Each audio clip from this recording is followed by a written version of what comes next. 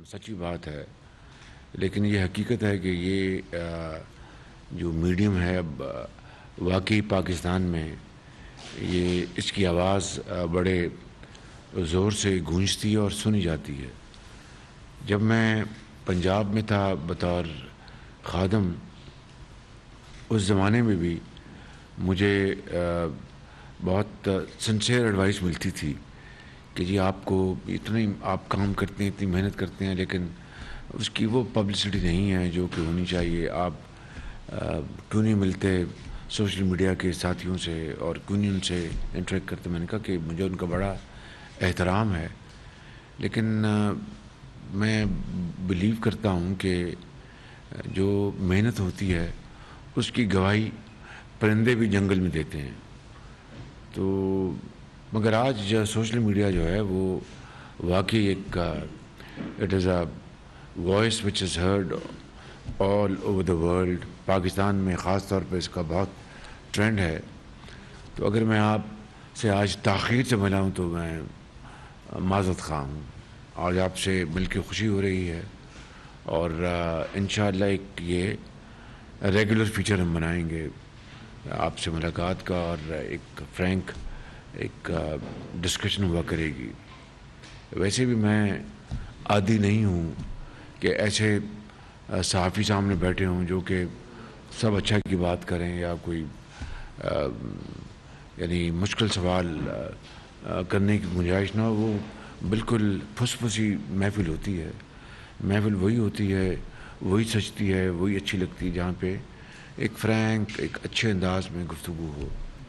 तो आपका बेहद शुक्रिया। मैं इब्तदाई के तौर पर अर्ज़ कर देता हूँ कि अभी मैं 24 अक्टूबर को सऊदी अरेबिया गया अपने दूसरे एक दौरे पर पिछले 6 माह में, और मैं ये कह सकता हूँ कि अल्हम्दुलिल्लाह मैंने वहाँ पर हमारे जो भाई हैं his royal highness crown Prince Mohammad बिन सलमान, उनसे मेरी मुलाकात हुई अपने साथियों के साथ, उनकी काबीना के साथ, और बहुत एक मस्बत और बहुत अच्छे माहौल में गुफ्तगू हुई।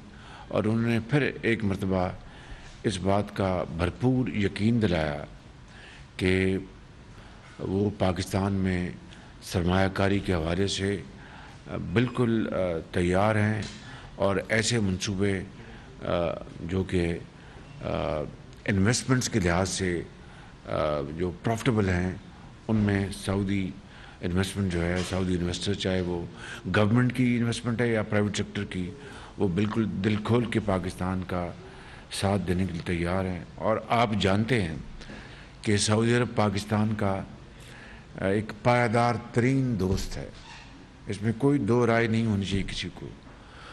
75 साल से जब से पाकिस्तान मार्ज वजूद में आया है, सऊदी अरब चाहे वो एक मुश्किल वक्त हो, अच्छा वक्त हो, ज़लज़ला था, तूफ़ान आया, जंग हुई, अमन, सऊदी अरब ने हमेशा पाकिस्तान का साथ दिया और बग़ैर किसी शर्त के, कोई पॉलिटिकल कंडीशंस या कोई किसी किस्म के जो स्ट्रिंग्स नहीं लगाए।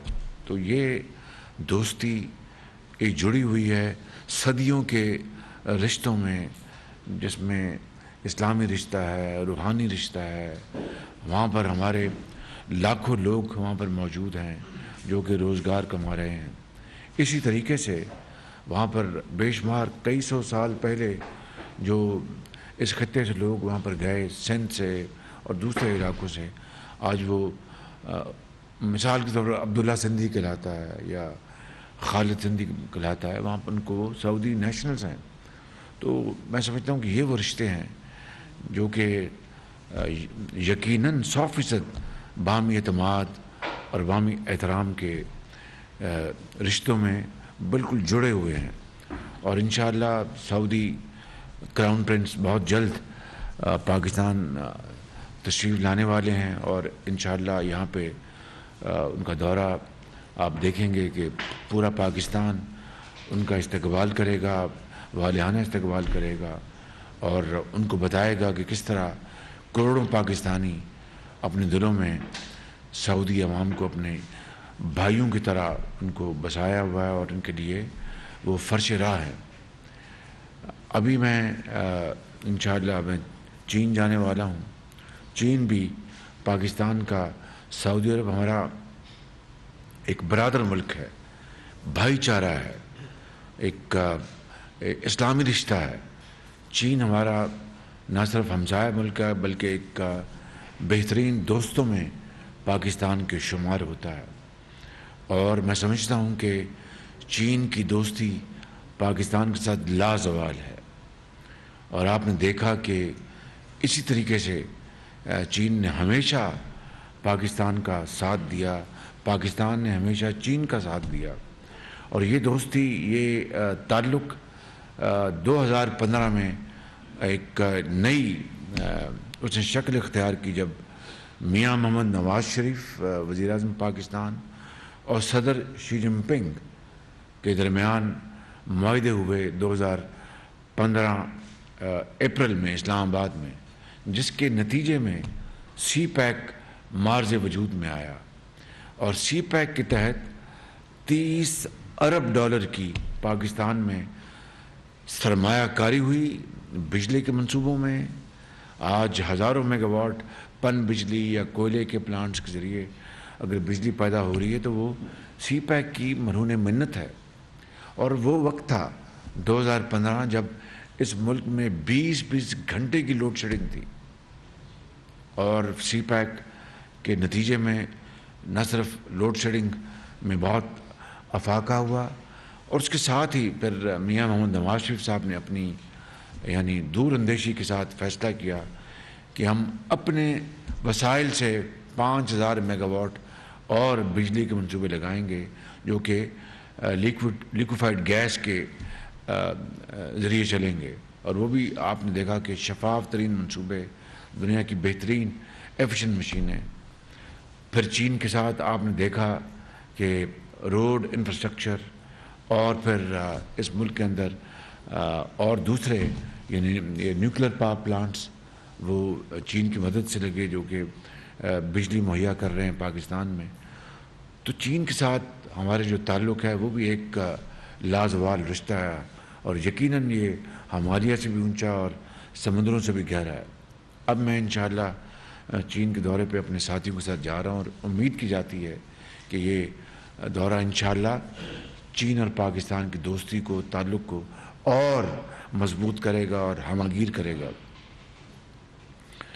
حالیہ جو پاکستان کے اندر تباہی ہوئی یہ بارشی سیلابوں کے ذریعے، وہ بے پناہ تباہی ہوئی ہے، اور صوبہ سندھ سب سے زیادہ متاثر ہوا، اور پھر بلوچستان، اور پھر کے پی، پھر جنوبی پنجاب کے 2 اضلاع، اور اس طوفانی بارشوں کے نتیجے میں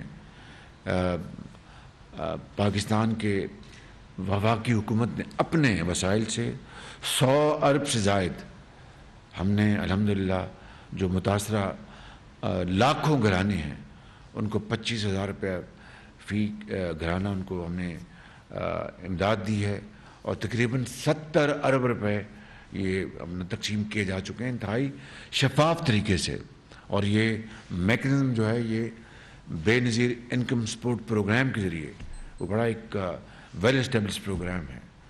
اور پھر اسی طریقے سے اس کے علاوہ اربوں روپے کے خیمے، ماسکیٹو نیٹ وہ دیے ہیں ہم نے، نیٹس دیے ہیں، ادویات، کھانے کے پیکس، اور اسی طریقے سے برادر ممالک نے اور دوسرے ممالک نے بھی امداد دی ہے۔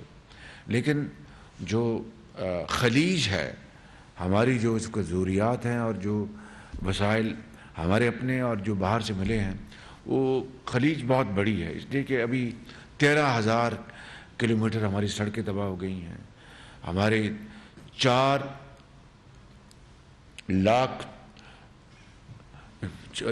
لاکھ ایکڑ پر کھڑی فصلیں وہ تباہ ہو گئی ہیں، خاص طور پر سندھ میں آپ کی چاول، آپ کی کاٹن، شوگر کین بھی، اور کھجور کے جو پھل ہے وہ مکمل طور پر تباہ ہو گیا. یہ تقریباً $40 ارب کا تخمینہ ہے کہ نقصان ہوا ہے ہماری معیشت کو, جو کہ پہلے ہی بدقسمتی سے پچھلی حکومت کی وجہ سے وہ ہچکولے کھا رہی تھی. اور اب یہ ہم نے کوشش کر کے IMF کا پروگرام بھی بحال کیا اور پاکستان دیوالیہ ہونے سے بچ گیا, اور پچھلوں نے دیوالیہ کرنے میں کوئی کسر نہیں چھوڑی تھی. اور اس کے بعد آپ نے دیکھا کہ ہم اس سیلاب سے بھی دن رات مخلوط حکومت نے کوشش کی, مگر شومی یہ قسمت دیکھیں کہ ابھی سعودی عرب کے دورے سے میں ہو کے آئے اور چین جا رہا ہوں, اور یہ پھر دھرنے اور لانگ مارچ شروع کر دیے گئے ہیں. یہ دوبارہ بدقسمتی سے عبداللہ صاحب تاریخ اپنے آپ کو دہرا رہی ہے. اٹس ویری انفارچونیٹ کہ 2014 میں بلکہ 2013 کے سپٹمبر میں پریزیڈنٹ شی جن پنگ نے آنا تھا پاکستان, اور یہ دھرنے تھے, گندے کپڑے لٹکائے ہوئے تھے, سڑکوں پر غلاظت تھی. چین کی جو سفیر تھے انہوں نے میرے ذاتی علم میں ہے, انہوں نے کہا کہ آپ 3 دن کے لیے اٹھ جائیں یہاں سے. چائنا ہمارے دوست چین کے صدر آ رہے ہیں شی جن پنگ, اس دورے کے بعد دوبارہ بیٹھ جائیں. انہوں نے کہا جی ہم نہیں یہ کریں گے.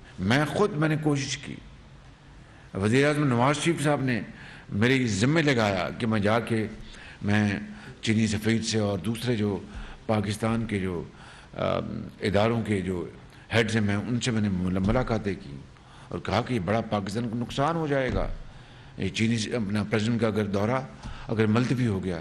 لیکن انہوں نے ایک نہیں سنی, اور 7 ماہ وہ دورہ وہ مؤخر ہو گیا. اگر وہ 7 ماہ تاخیر نہ ہوتی تو یہی منصوبے 7 ماہ پہلے لگتے اور پاکستان کے اعتماد کو چین کی نظر میں ٹھیس نہ پہنچتی. یہ وہ حالات ہیں, اور آج دوبارہ یہ ایک اپنے مذموم مقاصد کے لیے عمران نیازی آج پھر یہ دھرنوں کا اور مارچ کا انہوں نے اعلان کیا ہے.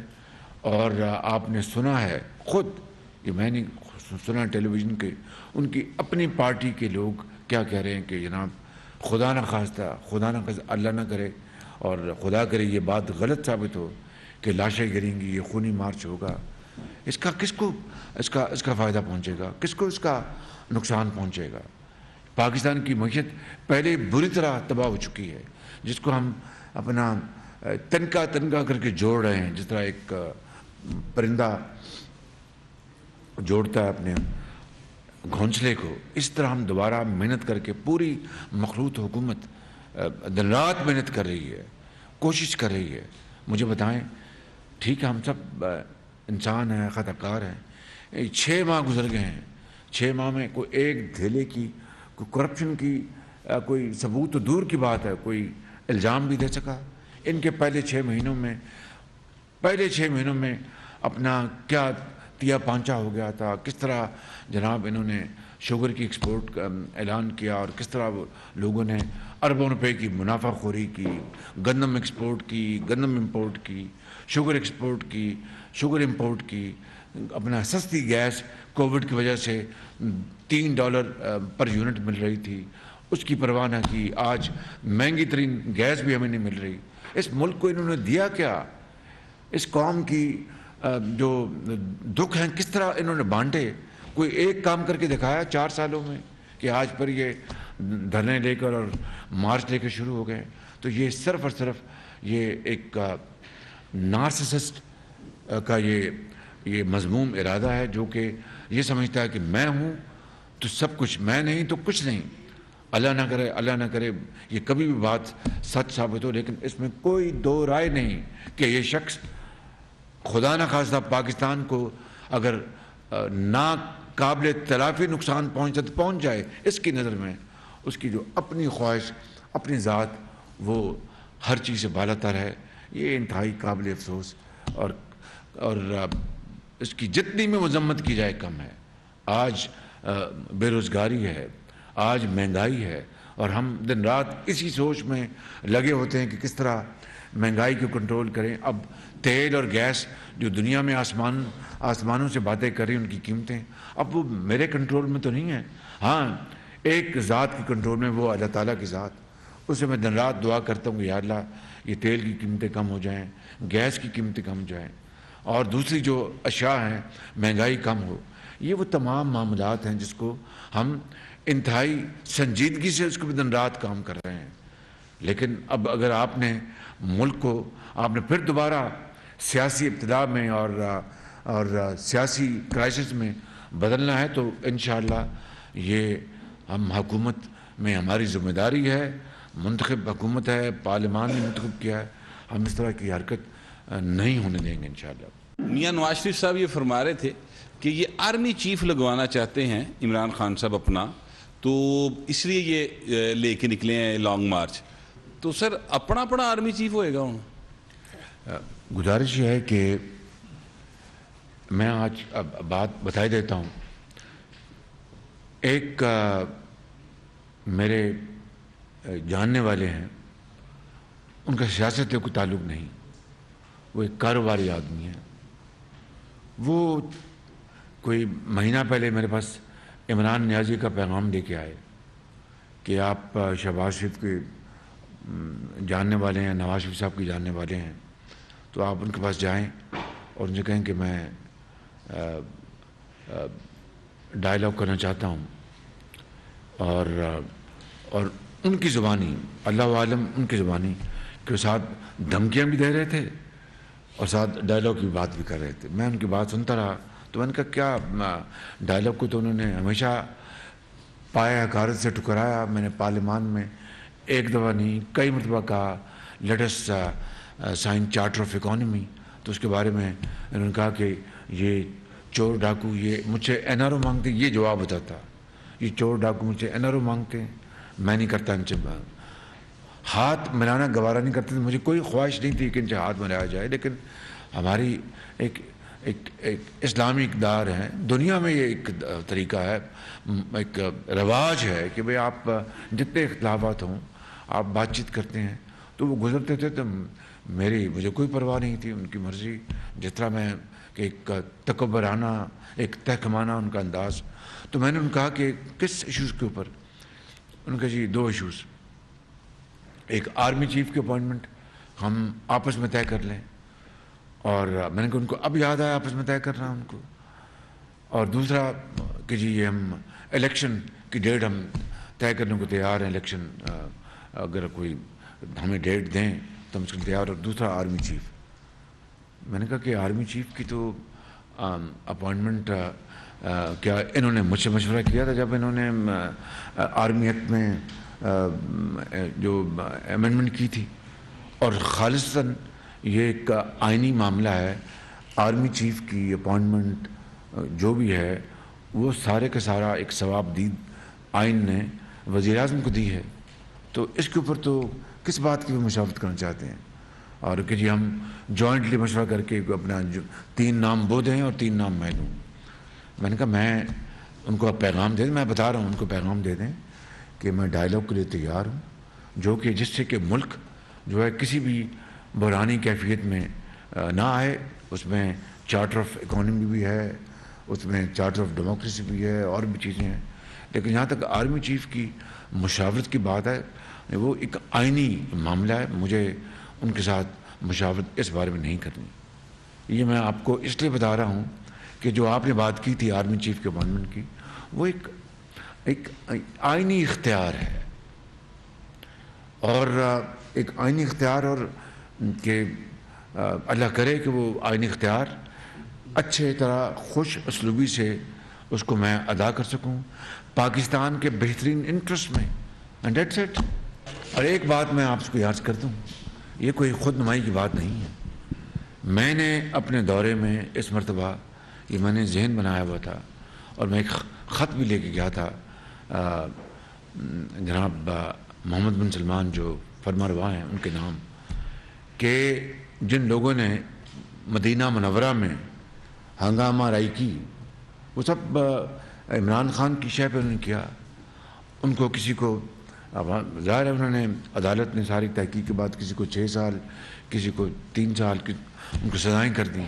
میں نے ان سے درخواست کی اپنے بھائی क्राउन प्रिंस मोहम्मद बिन सलमान साहब से कि गो कि उन्होंने हमें पता नहीं क्या चोर डाकू पता नहीं क्या कहा उस खत्े में जहाँ पर दुश्मन के लिए भी जो है वहाँ पर कहते हैं कि अल्लाह उसको माफ़ कर दे, तो उन्होंने अगर ये अपना ये गालियाँ दी हैं, सब कुछ किया है, तो अल्लाह का भी हुक्म है कि आप नरमी पैदा करें। मैं पाकिस्तान का किसी एक पार्टी का मैं वज़ीर आज़म नहीं हूँ, मैं 22 करोड़ अवाम को रिप्रेजेंट करता हूँ।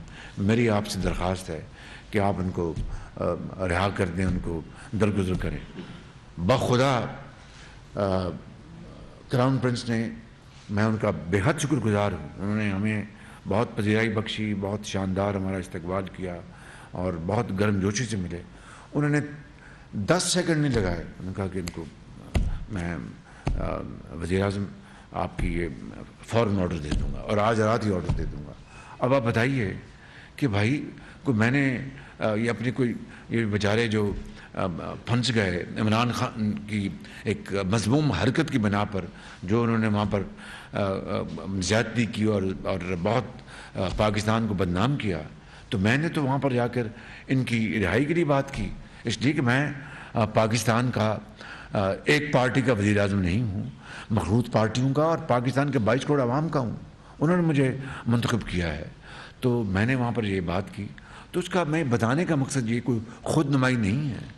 इस मुल्क को अगर ज़िंदा रहना है, इस मुल्क को अगर गुर्बत, बेरोज़गारी और जो बीमारियों से हमने बचाना है और कायद आज़म का पाकिस्तान बनाना है, तो खुदारा फिर हमें ये बात जान लेनी चाहिए कि मुल्क में सियासी इस्तेकाम होगा, माशी इस्तेकाम होगा, तो पाकिस्तान अपना खोया हुआ मुकाम हासिल कर सकेगा।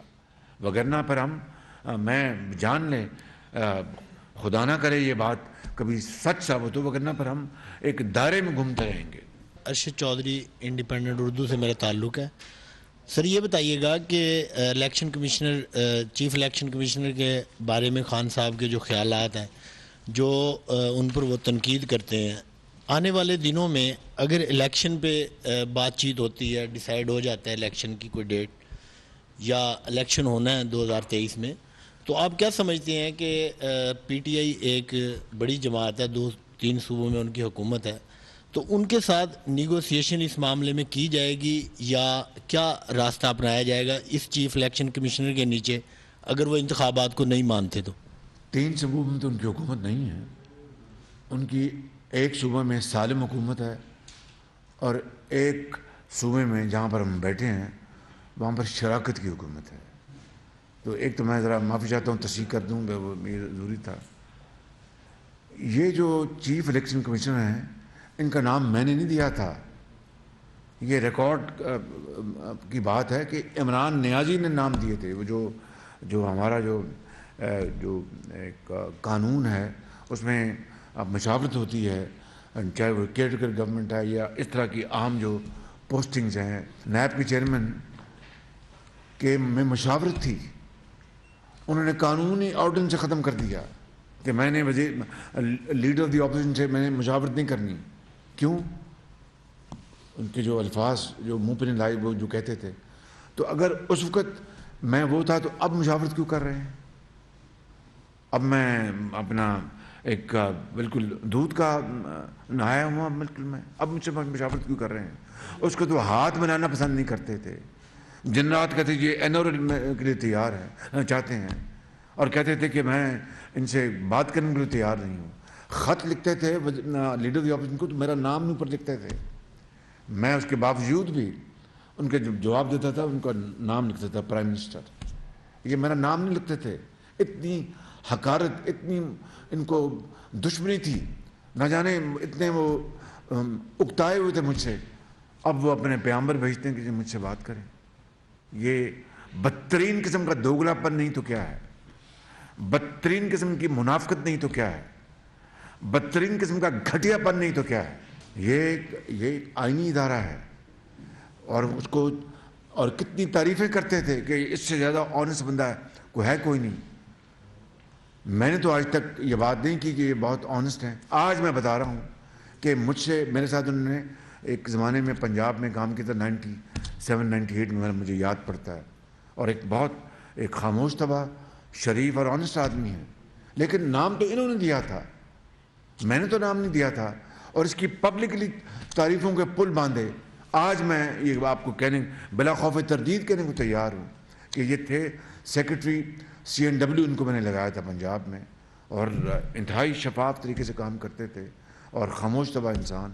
اس سے زیادہ میں ان کو نہیں جانتا، جتنا جانتا ہوں وہ میں نے آپ کو بتایا۔ گئے تھے سعودی عرب تو ان کا کچھ مال چوری ہوا ہمارے ہاں، گھڑیاں وڑیاں، تو پوچھا انہوں نے آپ سے ان کے بارے میں؟ ایک تو یہ ہمیں بتا دیجیے گا۔ میں اس میں تھوڑا اضافہ کر دوں کہ انہوں نے آپ کو کوئی گھڑی شڑی دی ہے، یہ کہہ دیا ہے کہ یار تسی تو بیچ ہی دیں ہو۔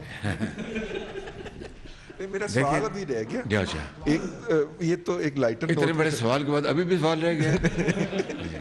وہ یہ ہے کہ کہا آپ کے بارے میں PTI کے سوشل میڈیا نے یہ کہا کہ آپ سعودی عرب سے صرف دلاسا لے کے آئے ہیں اور انہوں نے آپ کو کچھ نہیں دیا، اور آپ کے مطلب کہ میڈیا نے بھی کوئی شیئر ایسی بات نہیں کی، کوئی بہت بڑی اچیومنٹ کر کے آئے ہوں۔ اور دوسرا یہ ہے کہ چائنا آپ جا رہے ہیں اور چائنا کا بہت بڑا ڈیٹ ہے ہمارے اوپر، IPPs کا بھی، اور دوسرا یہ ہے کہ ہمارے پاس کوئی پروجیکٹ ہی نہیں ہے جو ہم ان کو جا کے شوکیس کر سکیں جس کے عوض وہ ہمیں زر مبادلہ دے سکیں، اور ڈالر کا انفلو ہمارا جو ہے وہ مسلسل روپے کو نیچے لے جاتا جا رہا ہے۔ کیا اسٹریٹجی ہے آپ کے پاس؟ جلال صاحب بہت مہربانی، آپ نے بڑے ریلیونٹ سوال پوچھے ہیں۔ پہلی بات تو یہ ہے کہ دیکھیے یہ بات ذرا آپ ذرا قریب سے سمجھ لیں، وہ جو تحفہ ملا تھا گھڑی کا، وہ بطور وزیر اعظم ملتا ہے یا بطور وزیر یا گورنر، جو بھی مہمان کسی ملک میں جاتا ہے۔ سعودی عرب ہمارے بہترین برادر ملکوں میں شامل ہوتے ہیں، اور انہوں نے قیمتی ترین ان کو تحفہ دیا عمران نیازی صاحب کو بطور وزیر اعظم Pakistan. Thank you very much, کہ وہ 22 کروڑ عوام کے وزیر اعظم کے طور پر گئے تھے۔ ان کی محترمہ اہلیہ کو کیا تحفے ملے وہ مجھے اس کا علم نہیں ہے، لیکن جو تحفہ ان کو ملا وہ مجھے اس کا علم ہے کہ وہ قیمتی ترین گھڑی تھی، پتہ نہیں 14 کروڑ یا 17-18 کروڑ روپے کی۔ میرا جو ہمارا جو ہے توشے خانے کا جو قانون، کہ آپ کوئی تحفہ ملتا ہے تو آپ کے پاس 2 چوائسز ہیں، کہ یا تو آپ توشہ خانہ میں وہ تحفہ جمع کرا دیں اور کہیں کہ مجھے نہیں چاہیے، یا پھر آپ کو یہ سہولت حاصل ہے کہ آپ اس کی جو پرسنٹیج، اس کی جو قیمت لگاتے ہیں توشہ خانہ والے، وہ اس کی پرسنٹیج ادا کر دیں اور آپ وہ تحفہ لے لیں۔ لیکن یہ میں نے نہیں کبھی سنا کہ آپ وہ قیمتی تحفہ بازار میں بیچ کے پیسے جیب میں ڈال لیں۔ یہ تو پاکستان کے 22 کروڑ عوام کی توہین ہے، یہ تحفہ دینے والے ملک کے سربراہ کی ان کی توہین ہے، کہ میں نے تو ان کو جانا کہ یہ وزیر اعظم پاکستان ہیں، ان کو میں نے تحفہ دیا بڑی خوشی سے، اور پاکستان کے عوام کو پتہ چلے، کیونکہ نبی کریم صلی اللہ علیہ وسلم کا وہ ان کا ارشاد ہے کہ اپنا جب آپ تحفے ایکسچینج کرتے ہیں، لیتے دیتے ہیں، تو اسے محبت اور آپس میں دلوں میں مضبوطی پیدا ہوتی ہے۔ تو آپ وہ تحفہ دلوں میں محبت پیدا کرنے کے لیے وہ دیں، اور آپ اس کو اپنے اس محبت کو بازار میں جا کے بیچ آئیں، اور پیسے اس کے عوض پیسے ملیں آپ جیب میں ڈال لیں۔ خالی یہی نہیں ہوا، اور جو تحفے ملے وہ توشہ خانہ میں جمع کرانے سے پہلے بازار میں بیچ دیے، پیسے جیب میں ڈال لیے، اور اس کے بعد توشہ خانہ میں جو اس کی بنتی تھی ریشو وہ جمع کرا دی، اور پھر جو ڈیکلیریشن ہے، جو ریکوائرمنٹ ہے قانون کی کہ آپ اپنی ٹیکس ریٹرن میں اور آپ الیکشن کمیشن میں جو آپ فائل کرتے ہیں وہاں پر بھی ایک الیکٹڈ ممبر کے لیے وہاں پر ریٹرن داخل کرانا ایک لازمی ہے الیکشن کمیشن میں، اس سے آپ غائب کرتے ہیں۔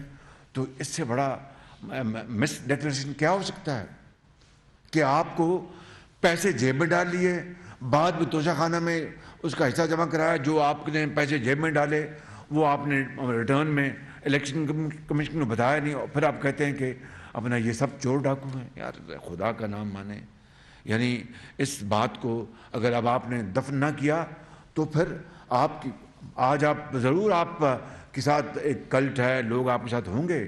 دیکھیے بات سچی کرنی چاہیے، ہٹلر کے ساتھ بھی بڑی دنیا تھی، اور ہٹلر نے آپ نے تو کیا کچھ نہیں، آپ نے تو ملک کو برباد کر دیا، اکانومی کو برباد کر دیا. آپ نے 50 لاکھ گھروں کے بجائے ایک اینٹ نہیں لگائی، 1 کروڑ نوکری دینے کے بجائے آپ نے ایک گھر نہیں دیا، بلکہ آپ نے بنی گالا جو غیر قانونی گھر تھا اس کو آپ نے منظور کروا لیا اور غریبوں کے گھر مسمار کر دیے. ہٹلر نے، آپ تاریخ اٹھا کے دیکھنے، میں اس کی تعریف میں بات نہیں کر رہا، ہٹلر نے جرمنی کی جو انڈسٹری تھی اور معیشت کی اس کو بدل کے رکھ دیا تھا. He had taken it to a different level.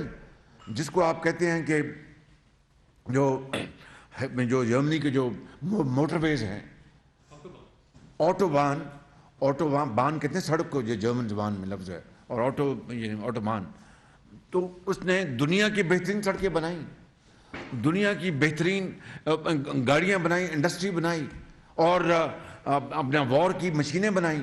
اس نے تو ایک کام کر کے دکھایا تھا ہٹلر نے، اور پھر خود ہی اپنے ہاتھ سے سب کچھ تباہ کر دیا، اس لیے کہ وہ ایک فیشسٹ تھا. وہ دن رات قوم کو اپنا غلط باتیں بتاتا تھا اور ابھارتا تھا اور تباہی کی طرف لے گیا. تو اس نے تو کام کر کے دکھایا تھا. آپ کے جو جھولی میں تو غریب عوام کی خدمت کو ایک بھی کوئی بات ایسی نہیں جو آپ بات کر سکیں. لہٰذا آپ نے ان 4 سالوں میں چونکہ کام کچھ نہیں کیا، ان جلسوں میں، ان دھرنوں میں، ان ریلیز میں آپ اپنی کارکردگی بتانے سے قاصر ہیں.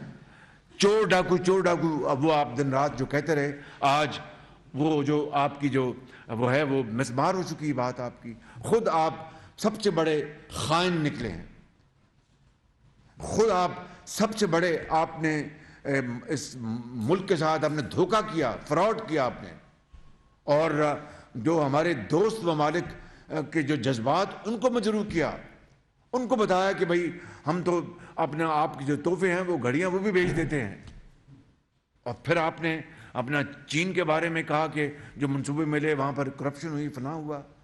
یعنی آپ نے اپنے برادر ملکوں کے تحفوں کو بیچ دیا اور جیب میں پیسے ڈال لیے، اور پھر ڈکلیئر نہیں کیا. اور ان ممالک کو جنہوں نے اربوں روپے کی سرمایہ کاری کی، ان کے بارے میں آپ نے جو جا کے فورنسک آڈٹ کروائے اور اپنے ساتھیوں اور واریوں کے ذریعے آپ نے الزامات لگائے. یہ کہاں کی قومی خدمت ہے؟ یہ کہاں کی سیاست ہے؟ یہ کہاں پر پاکستان کو بنانے کا عزم ہے؟ یہ تو پاکستان کو برباد اور تباہ کرنے کا ایک آپ نے پورا ایک مسالہ بنایا اور ایک بیانیہ گھڑا. تو میں سمجھتا ہوں کہ ہمیں یقین کر لیں. دیکھیے، میں نے الحمدللہ اللہ تعالیٰ کے فضل و کرم سے اور اپنی پارٹی کی قائد میاں نواز شریف کی مہربانی سے اور پارٹی کی اپنا ساتھیوں کی مہربانی سے میں 10-12 سال 12.5 سال اس صوبے میں اپنا خادم رہا. 97-99 جب مشرف کا مارشل لا آیا، اور پھر 2008 اور 18 تک 12.5 سال میں نے اس صوبے کی خدمت کی ہے. الحمدللہ بڑی غلطیاں بھی کی ہوں گی، لیکن دوست بس بھی آنیسٹ مسٹیکس. لیکن کم سے کم آپ دیکھ لیں، PKLI ہے جو دنیا کا ایک معروف زمانہ اسپتال بنایا، جس کو عمران نیازی نے اور ثاقب نثار صاحب نے مل کے کس طرح تباہ کیا. اور پھر یہاں پر جو اور منصوبے بنائے اس کو کس طرح انہوں نے اپنا عمران نیازی کی گورنمنٹ نے تباہ کر دیا. اور پھر رشوت اور کرپشن کا یہاں پر بازار گرم ہو گیا. یہاں پر merit was the order of the day, چاہے وہ سپاہی بھرتی ہو یا ڈاکٹر یا ایک نرس یا ایک SHO یا ایک ٹیچر. لاکھوں ٹیچر، ڈاکٹرز، نرسیں بھرتی ہوئیں اس صوبے میں میرے ان 12.5 سالوں میں الحمدللہ 100% آن میرٹ. آپ ایک میرٹ گنوا دیں، ایک میرٹ گنوا دیں. آپ نے کیا کیا؟ آپ نے جناب وہ جو فرا گوگی صاحبہ اور ان کے ذریعے ہیرے جواہرات اپنا لے کے آپ نے میرٹ کی، آپ نے دھجیاں اڑا دی. جو صبح آپ کی حکومت میں 4 سال یہاں چلتا رہا، رشوت، ڈپٹی کمشنر، اپنا SP اور سب آپ کا جو ہوتے ہیں یہ اسسٹنٹ کمشنرز اور DPOs، میں کس کی بات، پٹواری، تحصیلدار، سب کی بولیاں لگتی تھی یہاں پہ. میں انتہائی اللہ تعالیٰ سے ڈر کے کہتا ہوں، اس سے معافی مانگ کے کہتا ہوں، کسی کی مجال نہیں تھی کہ یہاں پر کوئی اپنا کسی DPO یا SP یا ایک ذمہ دار یا اس کی اپنا ایک پٹواری کی کوئی بولی لگا جائے. کسی کی مجال نہیں تھی. میرٹ کو کوئی چینج نہیں کر سکتا تھا. تو دیکھیے اس کے پلے کیا ہے اور ملک کو تباہ کرنے کے لیے کیا کیا الزامات اور کس طرح گھٹیا حرکتیں کر رہا ہے. تو میں یہ کہتا ہوں آپ کو بڑے ادب کے ساتھ اور کہ دیکھیں یہ قوم 22 کروڑ عوام کو ہم نے اپنا محنت کر کے ان کو کھڑا کرنا ہے, ان کو روزگار ان کے لیے دینا ہے, ان کو دوائیاں دینی ہیں, تعلیم دینی ہے. کہاں ہم بنگلہ دیش, کہاں دوسرے ممالک اور کہاں ہم, اور ہندوستان کا ایک زمانے میں مقابلہ تھا پاکستان کے ساتھ. آج میں بڑے مجھے دکھی دل سے کہنا پڑتا ہوں کہ معاشی میدان میں اب کوئی مقابلہ نہیں ہے. تو کیا ہم نے دوڑ میں پیچھے رہ جانا ہے اور نعروں اور اس طرح کی جھوٹ فریب اور دھوکے اور گھٹیا الزامات لگا کر ہم نے اپنا ایک کلٹ بنانا ہے, یا قوم کو توانا کرنا ہے اور قوم کو ہم نے جری اور اس دنیا میں اقوام عالم اس کا مقام دلوانا ہے. چین کا وزٹ الحمدللہ دیکھیے وہ سعودی عرب کا بہت ہی رہا ہے ایک اپنا مثبت اور حوصلہ افزا دورہ. میں قبل از وقت کوئی بات نہیں کرنا چاہتا. ایسے میں جس طرح عمران نیازی ڈینگے مارتے تھے, میں کوئی اپنا شیخ نہیں بکھیرنا چاہتا. انشاءاللہ موقع آئے گا, آپ دیکھیں گے کہ بڑے بڑے منصوبوں کے اوپر یہاں پر سرمایہ کاری ہوگی. اور چین میں جا رہا ہوں, چین پاکستان کا ایک بہت پائیدار دوست ہے, بہت پائیدار دوست ہے. جناب شی جن پنگ دوبارہ منتخب ہوئے ہیں secretary general of communist party. انہوں نے ان کے دور میں چین نے انقلابی ترقی کی ہے. ان سے بھی انشاءاللہ ملاقات ہوگی اور پاکستان کی اور چین کی اقتصادی اور معاشی اور سماجی تعلقات مضبوط کرنے کے لیے ہم انشاءاللہ کریں گے. میں انشاءاللہ پر امید ہو کے جا رہا ہوں, باقی اللہ کے ہاتھ میں. عمران خان صاحب کا پروپیگنڈا جو ہے وہ اتنا پاپولر ہو رہا ہے, یا کم از کم وہ اپنا بیانیہ اس طرح اپنا بنا رہے ہیں کہ حکومت کو D G I S I کو سامنے لانا پڑتا ہے. کیا یہ کمزوری نہیں ہے اور D G I S I کو سامنے آنا کوئی مناسب قدم تھا؟ دیکھیے کہ عمران نیازی نے افواج پاکستان کے اوپر تابڑ توڑ حملے کیے. سننے میری بات ذرا. افواج پاکستان دیکھیے یہ ادارہ ہے پاکستان کی دفاع کے لیے, پاکستان کی سرحدوں کو محفوظ کرنے کے لیے. اس ادارے کے جوانوں اور افسروں نے جب سے پاکستان مارج وجود میں آیا ہے بیش بہا قربانیاں دی ہیں, چاہے وہ جنگیں ہوں, چاہے وہ دہشت گردی ہو. اب دیکھیے دہشت گردی کا وہ زمانہ ذرا اندازہ فرمائیں کہ جب پشاور, لاہور, کراچی, کوئٹہ اور پھر دوسرے علاقے دہشت گردوں سے مکمل طور پر یعنی یہ علاقے غیر محفوظ ہو چکے تھے. ہسپتالوں میں بم پڑتے تھے, اسی شہر لاہور میں, دکانوں میں, یونیورسٹیز میں, اسکولوں میں, پشاور میں, army public school, Karachi, Quetta, خود جی ایچ کیو میں. تو کوئی چیز محفوظ نہیں رہ گئی تھی.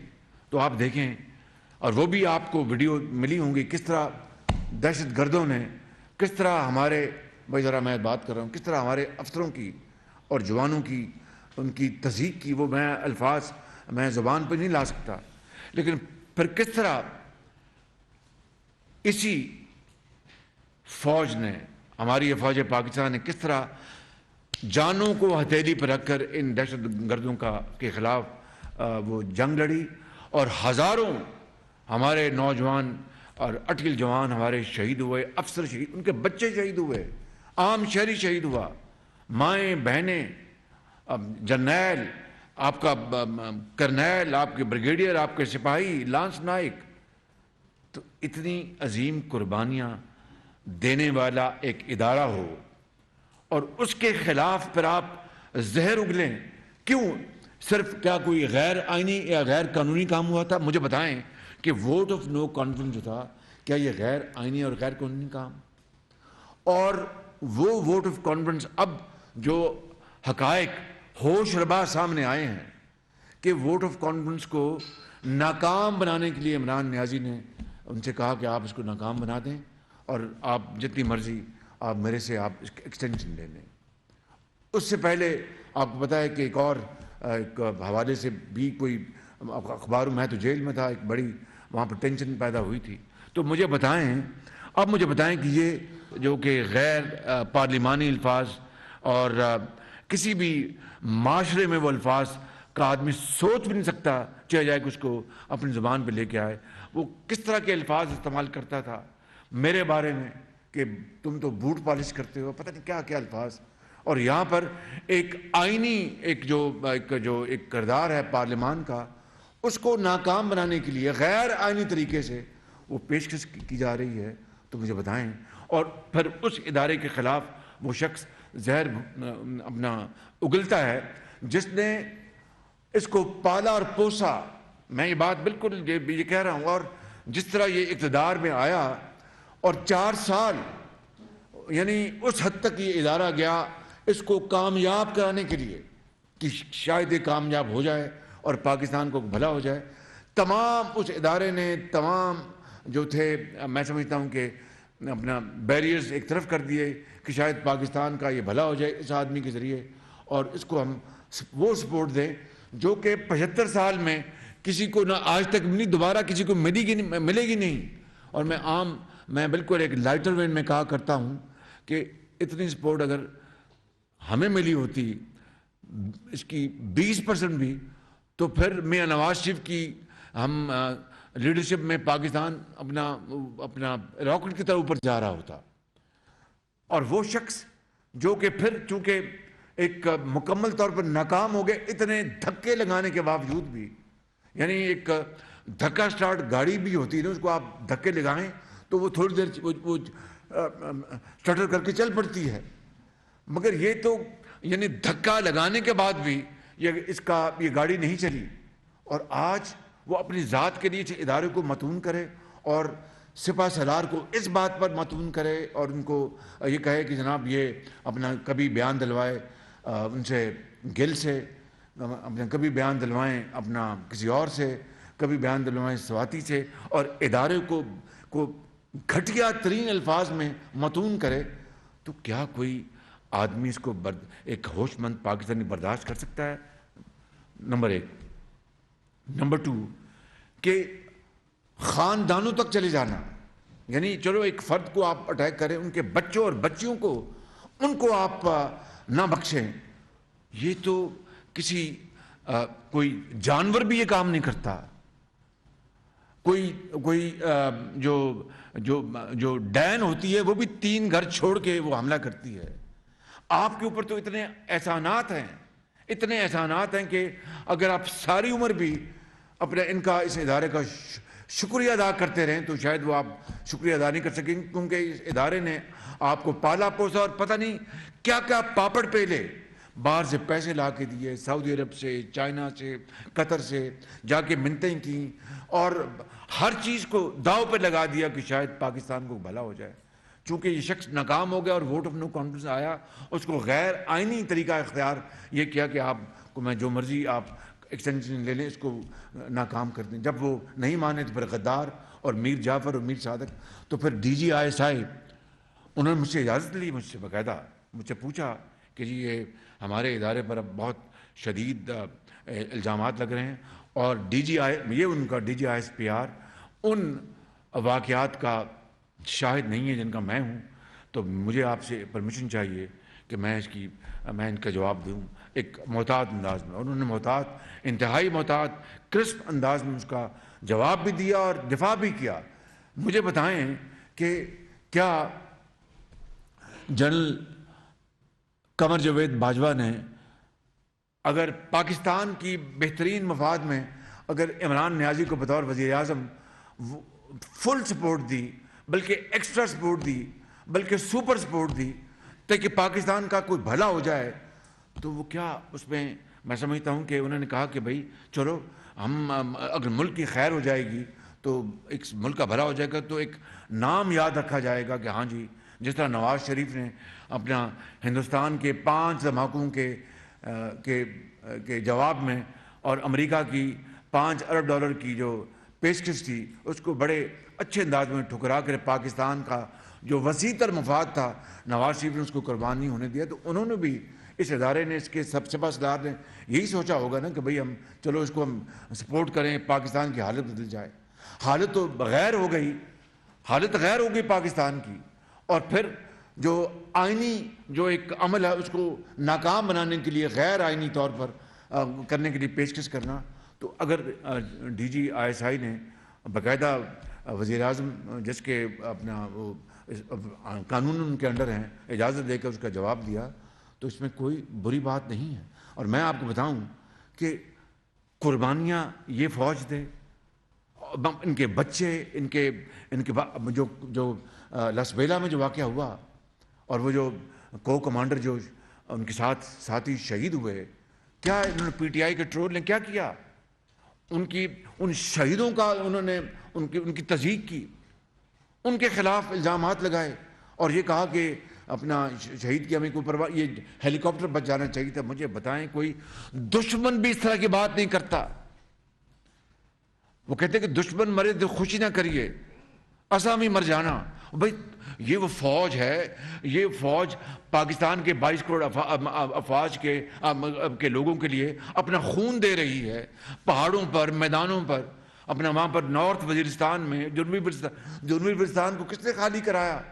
اب شمالی وزیرستان کو کس نے خالی کرایا؟ آپ کے سوات کو کس نے خالی کرایا؟ وہ ہزاروں لوگوں کو شہید کروا کے خالی کروایا. یہ پھر کہا جائے یہ تو ان کا ڈیوٹی تھی. وہ ڈیوٹی بالکل تھی، جانوں پر اپنے کھیل کر یہ ادا کرنا. تو میں سمجھتا ہوں کہ کسی خاندان بچ جانے، ملک بچ جانا، اس سے بڑی اور اپنا کامیابی کیا ہو سکتی ہے؟ اس ادارے کو آپ متون کریں اب صرف اپنی ذات کے سامنے رکھ کر. اور پھر ہندوستان نے کیا کیا؟ کل جو ہندوستان نے پاکستان کا جو اپنا جو مذاق اڑایا ہے اور کہا کہ ہمیں تو اور کچھ، عمران خان واہ واہ واہ، اس نے D G I S I کو آڑے ہاتھوں لیا. بتائیے، یعنی آج ہندوستان یعنی بغلے بجا رہا ہے عمران نیازی کے اس جو اس نے کل باتیں کہی ہیں، اور اپنا نے کہا کہ ہمیں اور کوئی، ہمیں تو کچھ، یہ تو ہمارا لیڈر بن گیا، ہیرو ہے ہمارا. یعنی دشمن کے ہاتھوں کھیل رہے ہیں، اپنی ذات کے لیے اس کو اوپر رکھا ہے.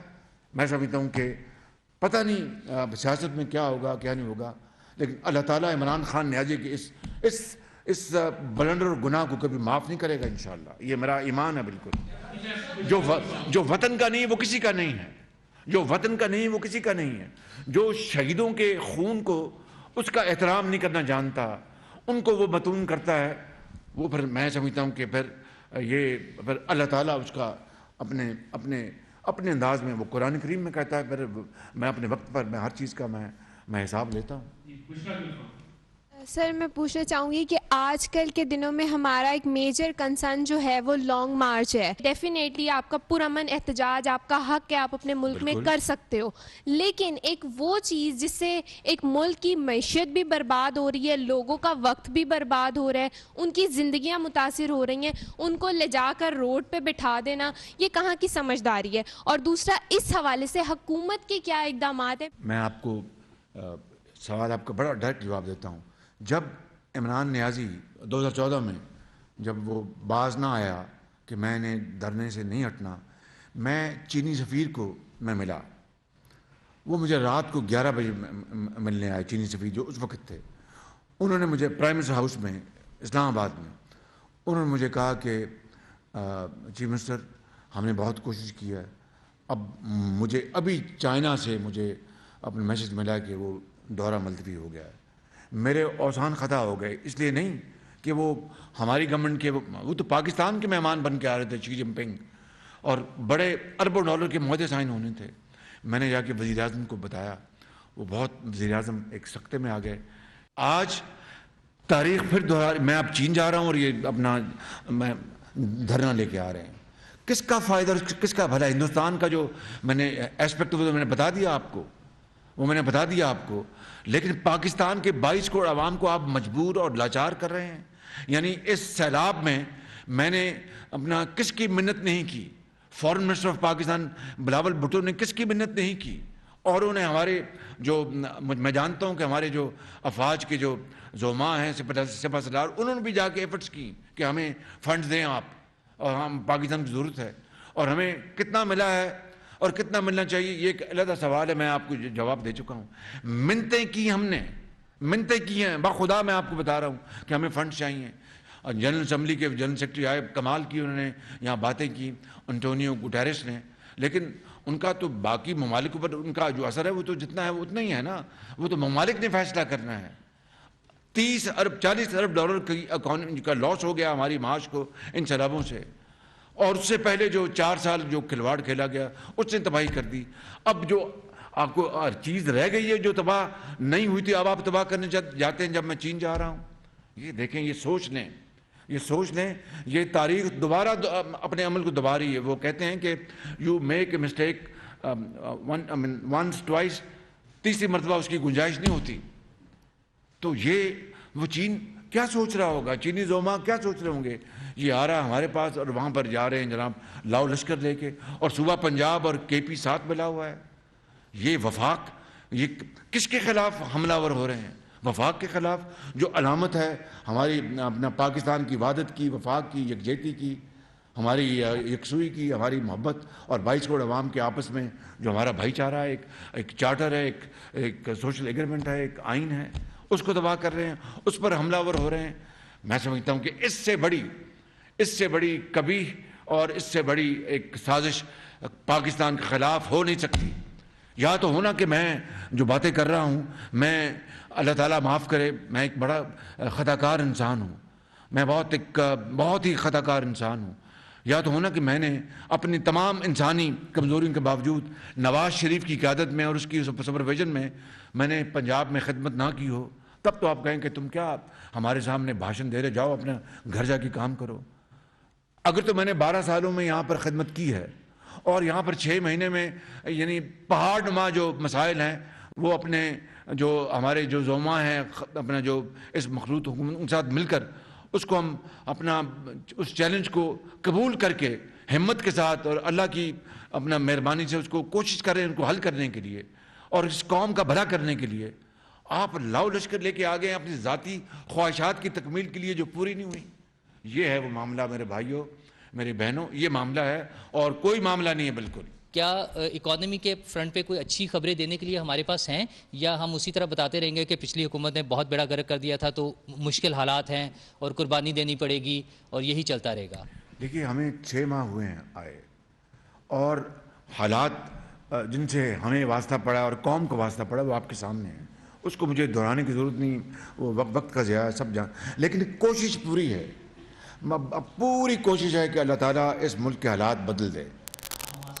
دیکھیں کامیاب ہوتے نہیں ہوتے سب اس کے ہاتھ میں ہیں, لیکن میں آپ کو اپنی اس مالک جس کے قبضے میں ہماری جان, اس کی قسم کھا کے کہتا ہوں کہ میں کسی اور ہمارے ساتھی جو زوما ہیں کسی قسم کی کوشش سے ہم پیچھے نہیں ہٹیں گے. دن رات ایک کر رہے ہیں اور کریں گے, خون پسینہ بہائیں گے, باقی نتائج اللہ کے ہاتھ میں ہیں. میں نے سنا ہے کہ اپنا آڈیو آئی جس میں ایک آپ کو وہ کون ہے گنڈا پور, کیا نام ان کا, ان کی انہوں نے کو گفتگو کریں گے اپنا اسلحہ اور بندوقیں اسلام آباد پنڈی فلاں جگہ پہنچا دو. اب بتائیے, اس کے بعد کوئی عقل کا اندھا ہی ہوگا جس کو پھر یہ شبہ رہے کہ یہ کوئی خونی مارچ نہیں ہے, یہ کوئی بڑا محبت بکھیرنے والا مارچ ہے. بتائیے ذرا, اس کے بعد کوئی گنجائش رہ جاتی ہے کسی بات کی؟ آرمی چیف صاحب نے ایک یونیورسٹی میں خطاب کرتے ہوئے بھی کہا, اس پریس کانفرنس میں بات ہوئی کہ پاکستان کی فوج سیاست میں ملوث نہیں ہوگی, یہ فیصلہ کر لیا گیا. ابھی آپ نے کہا کہ جس کو پال پوس کے بڑا کیا, تو جنہوں نے پال پوس کے بڑا کیا اور پورا زور لگایا,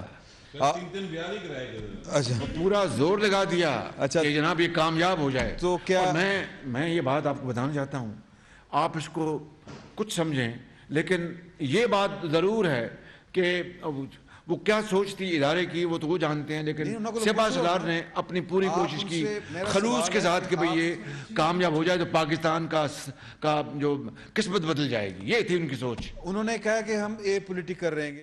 نہیں, اب انہوں نے کہا ہے کہ اے پولیٹیکل اپنا ہوں گے, رہیں گے, تو یہ بڑی اچھی بات ہے. دیکھیے کہ کل کیا ہونا ہے وہ تو میں اور آپ تو نہیں جانتے, اللہ تعالیٰ جانتا ہے. لیکن اگر وہ اے پولیٹیکل انہوں نے ہونے کی آج نہیں, وہ 6 مہینے سے ہم سن رہے ہیں کہ ہم ابھی اے پولیٹیکل نہ اور ہم مداخلت نہیں کریں گے, تو یہ اچھی بات ہے. اچھی بات کو ہمیں سراہنا چاہیے, نہ کہ اس کو کسی وجہ سے ہم کیڑے نکالیں. سر گھڑی چوڑی کی جڑی خبر ہے نا, وہ سر اس بندے نے دی ہے، وہ امداد سے انہوں نے اچھا سر ہی از دا مین. وہ جس یہ بھی دس دو کہ چوری کس ٹائم تے ہوئی سی تے اپنا اور کس طرح ہوئی یہ بھی دس دو جی. بالکل انہوں نے خبر دی تھی سر. اچھا ایسے ہی اوکے ویسے سر انہوں نے کیا کہ چھڑی کھڑی واپس کرو جی. وہ گھڑی دونوں کو پہنچ گئی. جی جی نہیں مجھے بھی تحفہ ملا ہے الحمدللہ، اور وہ اس گھڑی سے زیادہ مہنگا ہے. تو سر وہ آپ نے جمع کرا دیا سر. نہیں وہ اس کی نمائش ہوتی ہے، آپ گزریں راہداریوں سے وزیر اعظم ہاؤس کی تو اس میں لگی ہوئی گھڑیاں اس میں لگی ہوئی. پا کے دیکھیں تو پہلے ضرور لائے گئے. السلام علیکم پرائم منسٹر صاحب. علی اگر انہوں نے گھڑی بیچ کے تو پیسہ قومی خزانے میں جمع کرایا ہوتا نا تو میں پھر کہتا کہ چلو وہ بھی کہیں گے ہمارے جو مربی دوست ہیں کہ اچھا انہوں نے بیچی ہے اور قوم کی کسی بیوہ یتیم کی یہ پیسہ کام آ جائے گا تو میں اس کو سراہتا. یہ خرید کر اپنے بیچ کے پیسے جیب میں ڈال لیے اور پھر کہنا کہ میں بڑا امین اور صادق ہوں. میں نے سڑک بنوائی ہے اس پیسے سے، حالانکہ سڑک تو نواز شریف نے بنا کے دی. توبہ توبہ. اتنا جھوٹا آدمی میں نے اپنی زندگی میں نہیں دیکھا. میں آپ کو بتاؤں اس سے بڑا جھوٹا آدمی یہ جھوٹوں کا آئی جی نکلا. بالکل. پرائم منسٹر صاحب میرا نام محسن بھٹی ہے. جس طرح آئی ایم ایف کے ساتھ جب یہ ڈیل فائنل ہو رہی تھی، ہماری پیکج فائنل ہونا تھا، تو جس طرح کے پی کے وزیر خزانہ نے جس طرح ای میل وہاں پہ کی تھی اور یہاں پہ پنجاب کے وزیر خزانہ کو بھی ورغلایا گیا تھا، اسے کہا تھا کہ آپ بھی کریں، اور جس طرح ابھی اقوام متحدہ کے جنرل سیکرٹری جب سیلاب کے لیے پاکستان کے دورے پہ آئے تو ان کو کچھ 600 کے قریب ای میل گئیں کہ آپ اس پہ پاکستان کے لیے کوئی امداد کا اعلان نہ کریں. اس طرح کے جو معاملات ہوتے ہیں جہاں پہ قومی اہمیت کے، جہاں پورے قوم کی کا مفاد وابستہ ہوتا ہے، اس پہ اگر کوئی اس طرح کی ای میل کرے یا سازش کرے تو اس کے خلاف کوئی قانون سازی ہونی چاہیے، کوئی ایسا کام ہونا چاہیے کہ آئندہ کوئی بھی ایسا کام نہ کر سکے. ایک چیز. دوسری سر آپ نے جیسے ابھی بتایا کہ سوشل میڈیا میں ظاہر ہے آپ بھی اس طرح یوز نہیں کرتے ہیں، اور اسی طریقے سے میں شروع ہو گیا اب شروع ہو گیا. تو اسی طرح جو آپ کی جماعت ہے وہ بھی سوشل میڈیا کے استعمال میں اتنا پیچھے ہے کہ آپ کی جو مخالف سیاسی جماعت ہے اس کی طرف سے اتنی زیادہ بمبارڈمنٹ ہوتی ہے. جی آپ کی بات تسلیم کرتا ہوں. اور تیسرا سر آخری کہ سولر پینل جو ہیں اس پہ حکومت سوچ رہی ہے کہ جنہوں نے اربوں روپے لگا کے عوام نے سولر پینل لگوائے ہیں، سولر سسٹم لگوایا، ان سے 19 روپے 32 پیسے کی بجائے اب 9 روپے فی یونٹ بجلی لیں گے اور ان کو مہنگی ترین دیں گے. تو جن لوگوں نے اتنے اربوں روپے لگا دیے ہیں ان پہ ذرا رحم کیا جائے. جی ایسا نہیں ہے. سولر کے پہلے بتا دوں جنہوں نے سولر پینل لگائے وہ تو اپنے استعمال کے لیے لگائیں، ان کو تو اپنا بجلی سن لینا. آپ نے اگر لیٹ سے سولر پینل لگایا ہے اپنے گھر میں، آپ کو 4 روپے پڑ رہا ہے یا 5 روپے پڑ رہا ہے تو آپ کو کاسٹ ہے نا. آپ بات کر رہے ہیں اپنے نیٹ میٹرنگ کی کہ جب آپ کے پاس فالتو بجلی ہوتی ہے سولر کی، جب آپ حکومت کو بیچتے ہیں اس کی بات آپ کر رہے ہیں، وہ ایک ایشو ہے. لیکن جو آپ خود استعمال کر رہے ہیں وہ تو گورنمنٹ کی بنائی ہوئی بجلی تو بہت سستی ہے. ایک بات. دوسری بات میں نے تسلیم کر لی کہ واقعی ہم سوشل میڈیا میں پیچھے ہیں اور ہمیں اپنی اس زمانے کی ریکوائرمنٹ ہے کہ ہمیں تیزی سے آگے بڑھنا چاہیے. ایک بات 2 باتیں میں اور عرض کر دوں کہ یہ جو یہ دھرنے کے لیے جا رہے ہیں، آپ کو پتہ ہے کہ وہ کنہوں نے کہا تھا کہ قبریں کھود لی گئی ہیں اور پی ٹی پی پہ قبضہ کر لو، پارلیمنٹ پہ ہم حملہ کر لو. اب بھی وہی سزائیں نظر آ رہی ہیں. تو اس میں اور اس میں کوئی فرق نہیں ہے. اور آپ کی اطلاع کے لیے عمران نیازی کا سب سے بڑا جو ڈاکہ ہے وہ 190 ملین پاؤنڈ کا ہے، 50 ارب. یہ آپ گھڑیوں کی بات کرتے ہیں، وہ تو پاکستانی قوم کی توہین کی گئی. ہمیں وہ برادر ممالک جنہوں نے تحفے دیے ان تحفوں کی توہین کی گئی، ان کی توہین کی گئی. وہ بہت بڑا ایک جرم تھا جب انہوں نے بیچ دیا. مگر جو 190 ملین پاؤنڈ کا جو ڈاکہ ہے حمزہ، جو میں آپ سے بات کر رہا ہوں، وہ اس سے بڑا ڈاکہ تاریخ میں نہیں پڑا.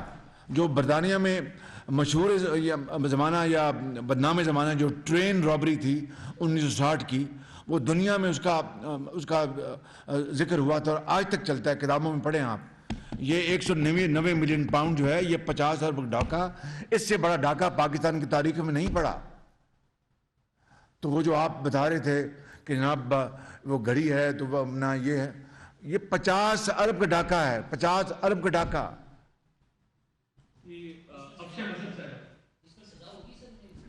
قانون اپنا راستہ لے گا. میں عمران خان نیازی کی طرح نہیں ہوں کہ شہباز شریف کو پکڑ کے اندر کرو, اب مریم نواز کو پکڑ کے اندر کرو, خواجہ سعد رفیق کو پکڑ کے اندر کرو, اس کو مولانا ثناءاللہ کو پکڑ کے اندر کرو, نواز شریف کو گرفتار کرو, حمزہ شہباز کو گرفتار کرو, خواجہ آصف. میں ان میں نہیں ہوں. اللہ سے ڈرنا چاہیے. سر میرا سوال یہ ہے کہ ڈس انفارمیشن کا یہ زمانہ ہے, آپ لوگوں کا مقابلہ ڈس انفارمیشن کے ساتھ ہے جو سائنٹیفک بنیادوں کے اوپر کھیلا جاتا ہے. وہ میں تسلیم کرتا ہوں. سر تسلیم کرنا بہت اچھی بات ہے, میں مانتا ہوں. بات یہ ہے کہ اس کا مقابلہ نہ تو پریس کانفرنسز کر سکتی ہیں, نہ آپ کی سوشل میڈیا پوسٹ کر سکتی ہیں. کئی برسوں کی محنت ہے, ویسے تو 75 سالوں کی محنت ہے سر ایک خاص ذہن سازی میں. یہاں پر پرو پیپل اور پرو ڈیموکریٹک سوچ کو بنانے کی ضرورت ہے جو ہمارے کریکولم میں بھی اس طرح سے شامل نہیں ہے, اور نہ ہی یہ اچھی بات ہے آپ نے آج اس میڈیم کے لوگوں کو یہاں پر بلایا ہے. تو اس میڈیم کے لوگ ہی ایڈوکیسی جرنلزم کر رہے ہیں, ان کی جانب بھی توجہ دیں. درست بات آپ کی, اس کو ہم کوشش کر رہے ہیں انشاءاللہ. وہ کہتے ہیں کان کھول کر سن لو. تو سر کیا کوئی عدالت سو موٹو بھی نہیں لے گی؟ آپ چیف ایگزیکٹو ہیں اس کنٹری کے, اگر کوئی شخص اداروں کے خلاف اس طرح سے زبان استعمال کر رہا ہے تو ایک عام شہری یہ بات یہ کر رہا ہے کہ کیوں گرفتاری نہیں ہوتی؟ سر اگر میں یہ کرتا تو شاید میں 24 گھنٹے کے اندر گرفتار ہو جاتا. غرض یہ ہے کہ کان کھول کے سن لو, اور فلاں نے یہ کر لو.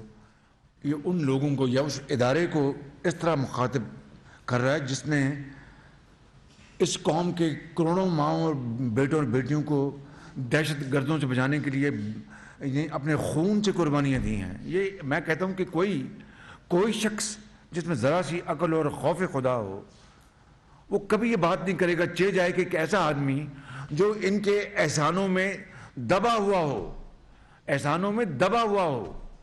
میں یہاں پر کوئی ایسی بات نہیں کروں گا جس سے کہ ایک نئی بحث چھڑ جائے. میں یہ کہوں گا ان کے احسانوں میں دبا ہوا ہو. خدا تعالیٰ بھی کہتا ہے کہ جو بندے کا احسان نہیں مانتا وہ میرا کیا احسان مانے گا. یہ احسان فراموش شخص ہے, یہ موسن کش ہے, موسن کش. کچھ پی ٹی آئی کے ذرائع کا یہ دعویٰ ہے کہ جو عمران خان صاحب کی لانگ مارچ ہے اس کا آخری مقام اسلام آباد کی جگہ راول پنڈی بھی ہو سکتا ہے. تو کیا آپ کی حکومت کے پاس ایسی کوئی انفارمیشن ہے, اور اگر ایسا ہوتا ہے تو پنجاب میں بھی پی ٹی آئی کی شراکت کی حکومت ہے؟ یہ میں سمجھتا ہوں کہ عمران خان نیازی سے اس سے کچھ بعید نہیں ہے. یہ بالکل میں آپ کو یہ کہہ رہا ہوں, اس سے کچھ بعید نہیں ہے, کیونکہ وہ بدقسمتی سے وہ ایک اپنی ذات اور انا میں وہ اس میں رہتا ہے. اس کی سوچ اپنی ذات سے اوپر نہیں ہے. اس کی خواہش, جو کسی کی خواہش کو وہ قربان کر دے گا. دیکھیے کہ ایسے اپنے مربی دوستوں کو جنہوں نے برے وقت میں اس کے تمام کشتیاں جلا کے اس کا ساتھ دیا, ان کو اس نے وہاں پر پہنچایا جہاں پر کوئی سوچ بھی نہیں سکتا. تو اس لیے میں نے جو لفظ استعمال کیا موسن کش, وہ غلط نہیں ہے. تو لیکن اگر اس نے کوئی ایسی حرکت کی غیر آئینی, غیر قانونی, اسلام آباد میں اپنا جو ریڈ زون میں اس میں داخل ہونے کی یا پنڈی کی طرف بڑھنے کی, تو یہ اس کی کوشش کو قانون کے ذریعے بری طرح ناکام بنائیں گے انشاءاللہ. میرا سوال یہ ہے کہ کیا چین کی طرز پر ہم نے اپنے ڈیجیٹل سسٹم کو ایسا مضبوط کرنا ہے یا نہیں کرنا کہ ہمارا اسٹیٹ اونڈ ڈیجیٹل سسٹم ہو جس پر اسٹیٹ کی ساری چیز آ رہی ہو, اسٹیٹ کا بیانیہ آ رہا ہو, اسٹیٹ کے بارے میں ساری بات کی جا رہی ہے, اور صرف یہی نہیں بلکہ مثبت جو پاکستان کا امیج ہے اس پر بات کی جائے. آپ کائنڈلی ایک state own digital set up kindly لے آئیں تاکہ ہماری جو نوجوان نسل ہے جس کے ہاتھ میں موبائل ہے, اور پاکستان کا دنیا میں 9.5 گھنٹے اور پاکستان میں 12.5 گھنٹے روزانہ کی بنیاد پر موبائل استعمال کیا جاتا ہے, تو آپ بھی ان کو سکھا سکیں. اور آپ چونکہ عوامی خدمتگار کے طور پر جانے جاتے ہیں, اسٹوڈنٹس کے لیے اور عوام کے لیے آپ نے ایک اسٹوڈنٹس کے لیے لیپ ٹاپ کا پروجیکٹ, بہت میں یہ سمجھتا ہوں کہ اس کے لیے بہت زیادہ آپ کی تعریف کی جانی چاہیے, کم ہے جتنی بھی. اور عوام کے لیے آپ نے روٹی کا پروجیکٹ. اب آپ فیڈرل میں ہیں, خدا کوئی ایسی پالیسی لائی جائے اسٹوڈنٹس کے لیے بھی اور عوام کے لیے بھی جسے رہتے دنوں تک یاد رکھا جائے. سر السلام علیکم, دس از می مریم اکرام. سر بیسکلی سوشل میڈیا پر ایک اچھی پہچان ہے میری, لوگ جانتے ہیں, اور جب سے میرے خیال سے ہوش سنبھالی ہے پاکستان مسلم لیگ کے بارے میں ہی سنا ہے اور بولا بھی ہے. آپ کے کام ہمیشہ ہمیں نظر بھی آئے ہیں، جن میں سے ہماری موٹر وے بھی ہے، ہماری میٹرو بھی ہے، اور بھی بہت سی چیزیں ہیں. باقی پارٹیز میں اس کو کہا کہ یہ کام کی نہیں ہے، بٹ میں اپنی آنکھوں سے دیکھتی ہوں کہ لوگوں کے کام آتی ہیں. وہ عمران خان صاحب نے 3-3.5 سال حکومت کی، مگر ہم جس سیلری میں گزارا کرتے تھے اس سیلری میں گزارا نہ ہو پایا، اور اس کو ابھی تک بھگت رہے ہیں. پاکستان مسلم لیگ جب دوبارہ اقتدار میں آئی، خواہشات تھی، بہت سی ہوپس تھی کہ شاید اب ہمارے لیے کچھ تبدیلی آئے گی. واقعی پاکستان مسلم لیگ دوبارہ سے آ کر دوبارہ کچھ نہ کچھ غریبوں کے لیے کرے گی. یہاں پہ بہت سے سوال کیے گئے، مگر یہاں پر سوال اس غریب کے لیے نہیں کیا گیا. یہاں پہ 22 کروڑ کی عوام کی بات کی جا رہی ہے، مگر یہاں پر پیٹرول، گھی، آٹا، چینی بل کوئی بات نہیں کر رہا. ہم اتنے بے بس ہیں سر، ہم اتنے بے بس ہیں کہ ہمارے اوپر صرف تھوپا جاتا ہے کہ یہ آپ نے کرنا ہے. پاکستان مسلم لیگ کی ہم بہت رسپیکٹ کرتے ہیں، اس کی رسپیکٹ کریں گے بھی، مگر ہمیں آئندہ آنے والے وقت میں پاکستان مسلم لیگ غریب آدمی کے لیے کیا کرتی نظر آئے گی. بہت اچھا سوال کیا. اور دیکھیے کہ ہم 6 مہینے سے ایک چیلنج سے دوسرے چیلنج تیسرے چیلنج پہ، لیکن آپ دیکھیں کہ الحمدللہ ہم نے سولر کے اوپر بجلی بنانے کے لیے ایک بڑی جامع پالیسی بنائی. سعودی عرب میں ہم گیا، اب ہمارا وفد جا رہا ہے، چائنا میں ہم بات کریں گے. اور اسی طریقے سے زرعی جو ہمارا جو کسان کے لیے پیکج ہے وہ بھی انشاءاللہ اپنا اس کا وہ تیار ہے، وہ ہم 1 آدھ دن میں اس کو بھی اناؤنس کریں گے. نوجوانوں کے لیے بھی جو انہوں نے کہا بالکل صحیح کہا آپ نے. اور یہاں پر غریب کی، طالب علم کی، مزدور کی، بیوہ کی، یتیم کی، ہسپتالوں کی بات ہونی چاہیے تھی، بالکل ہونی چاہیے تھی. اور یہاں پر ایک جو گفتگو ہے بالکل وہ سکڑ کے رہ گئی ہے. میں آپ سے ایگری کرتا ہوں، اور انشاءاللہ دیکھیں پوری کوشش ہے، باقی اللہ تعالیٰ کے ہاتھ میں نظر آئی. سر ایک چھوٹا سا کوشچن اور اس کے بعد ایک کامنٹ چھوٹا سا، اور اس کے بعد ایک کوشچن آپ سے. پہلی چیز تو سر یہ ہے کہ میری ایک ریکویسٹ ہے کہ نیریٹو بلڈنگ کی یہاں پر بہت بات ہوئی. آپ نے ہٹلر صاحب کا نام لیا تھا، جو دوسری سیاسی جماعتیں تھیں نا انہوں نے کمپلیٹلی سیڈ کر دی. ہٹلر کہا جی جی میں صاحب کہہ رہا ہوں. تو وہ انہوں نے پوری طرح سے نا سیڈ کر دی تھی اسپیس مکمل طور پر.